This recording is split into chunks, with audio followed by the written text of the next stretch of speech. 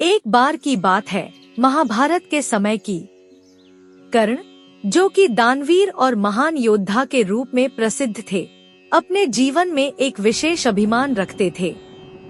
लेकिन उनकी यह महानता और दानवीरता कभी कभी उनके अहंकार और अन्यायपूर्ण कृत्यों से धूमिल हो जाती थी। कहानी में एक दिन कर्ण एक वन से गुजर रहे थे। वहाँ उनकी भेंट एक स्त्री से हुई जिसका नाम भानुमति था। भानुमति बड़े ही धर्म और आदर के साथ जीवन जीने वाली महिला थी।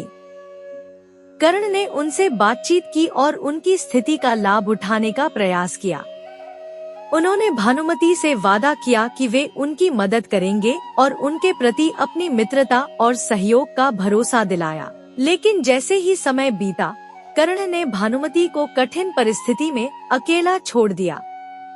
इस स्थिति में भानुमति को यह एहसास हुआ कि कर्ण ने केवल अपनी शक्ति और घमंड के लिए उनसे वादे किए थे, न कि किसी सच्चे धर्म या दया के कारण। भानुमति के मन में गहरी पीड़ा और क्रोध उत्पन्न हुआ।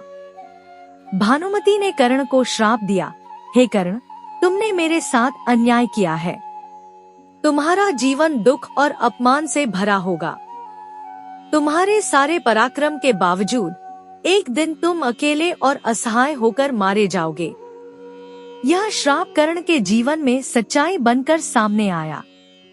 भले ही वे महान योद्धा थे, लेकिन जीवन के अंत में उनका साथ किसी ने नहीं दिया। युद्ध भूमि में वे असहाय और अकेले पड़े रहे और अंततः श्री कृष्ण की योजनाओं के तहत अर्जुन के बाणों से मारे गए।